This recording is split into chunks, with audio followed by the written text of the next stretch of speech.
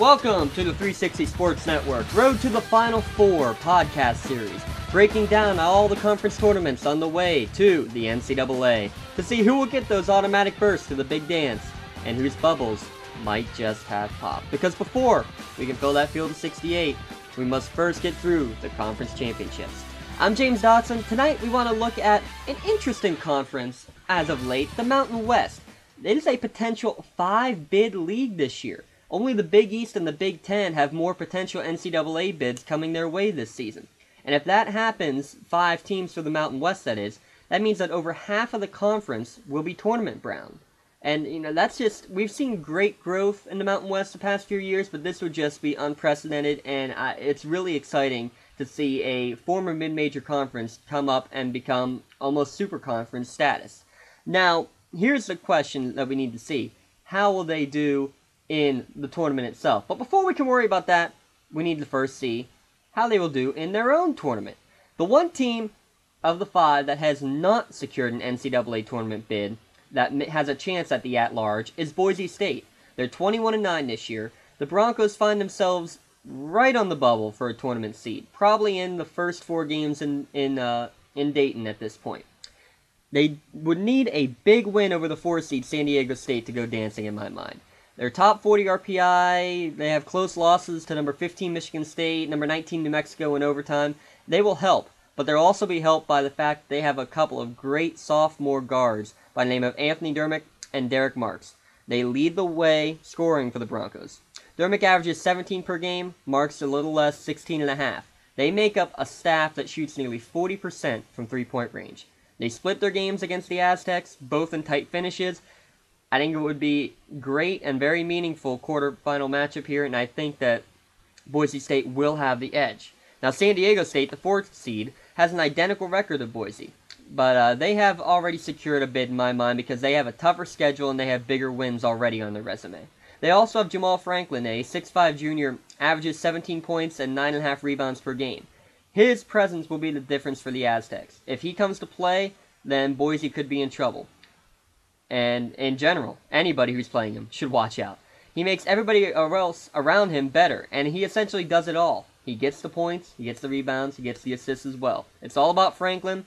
If the Broncos control him, advantage Boise. If not, San Diego State is going to win like they've done a lot this year. Number 3 seed, the UNLV Rebels. They're one of the best rebounding teams in the country. They average 40 per game on the boards. The Rebels are led in scoring and in rebounding by a 6'8 freshman by the name of Anthony Bennett. He averages just shy of 16 points per game, leading the conference, actually. They also have the 9th most assists as a team in the country. They're big, they work the ball well to one another, they get rebounds, they do the little things that help win. Their defense can be a little suspect at times, though, and that could be the Achilles heel down the stretch. Believe it or not, with that size and rebounding, UNLV is not the top rebounding school in the Mountain West. That honor actually goes to the 2 seed, Colorado State. Much of that is due to the double-double threat that they have of Colton Iverson. He puts up 15 points and 10 rebounds every game. But it's not just him. The top 5 scorers for Colorado State all average 9 points or more. And those top 5 scorers all happen to be seniors.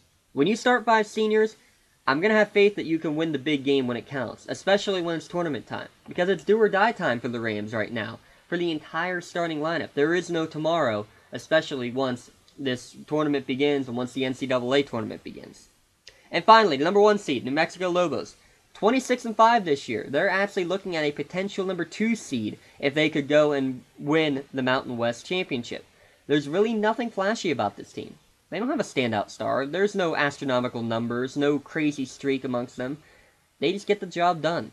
They're led by Kendall Williams. A very balanced attack. He has 14 points, 5 assists per game. Many of those assists go down to the 7-footer, Alex Kirk. He scores 12 points per game and brings down 8 rebounds each contest. Kirk is the key to success in my mind, especially in postseason play. Teams with a good inside presence are the ones that come up big in these conference tournaments and into the NCAA. Not many guys can guard Alex Kirk, a 7-footer like that, especially when you have to play back-to-back games. The Lobos need to bounce back from the season finale loss at Air Force. If they do, I think they win. Now, as for the predictions, UNLV I actually have losing to the Air Force Academy. They needed overtime when they played them the first time, and that was playing at UNLV. And then they lost by 15 when they played at the Academy, and it really wasn't even that close. The Falcons run a modified Princeton offense that UNLV just can't defend. And the stifling defense really gave Bennett trouble. He lost his cool, and that was just the end of it. I really think the balanced attack of New Mexico, on the other hand, and the senior-laden team that Colorado State has, they have to be the favorites to make it to the Mountain West Championship. Though I am not counting out Air Force possibly making a run as well if they can be effective with their Princeton offense.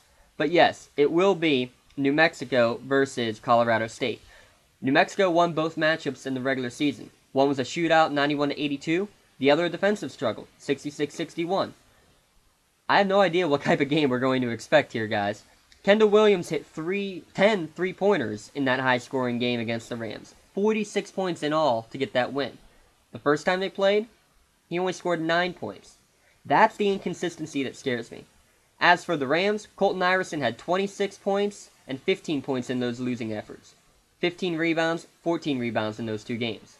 The trio of Iverson, Eichmeyer, and Green, they all scored at will in those 3 games. And in the end, I will take consistency. I'll take the senior-laden team. I will take the Rams to win the championship, even after they lost twice. I see the 5 seniors, Colton Iverson, Dorian Green, Wes Eichmeyer, Greg Smith, Pierce Horning. I see them all coming up big when it matters most. I do see, just for some quick hypothesizing, I see New Mexico ending probably as a 3 seed, Colorado State, if they go all the way, up to a 5 or 6, UNLV is a 7, San Diego State is a 10, and I do think Boise State will make it to the dance, probably as a 12 seed and in that first 4. But they do have to beat the Aztecs in the conference tournament to be able to get it. And each one of those teams is capable of winning games on the big stage. So here we go, let the fun begin for the Mountain West. Well, that's it for our analysis. Follow us on Twitter at 3S Network, and keep tabs on 360sportsnetwork.com for the rest of the tournaments to go along with the Mountain West Conference. And everything that you need leading up to Selection Sunday and afterwards to make your brackets be the very best that they can be. Because you got to win that offensive pool out there. You don't want to be left out in the dust. Go win some money. For 3SN, I'm James Dotson. Have a good night and enjoy the Mountain West.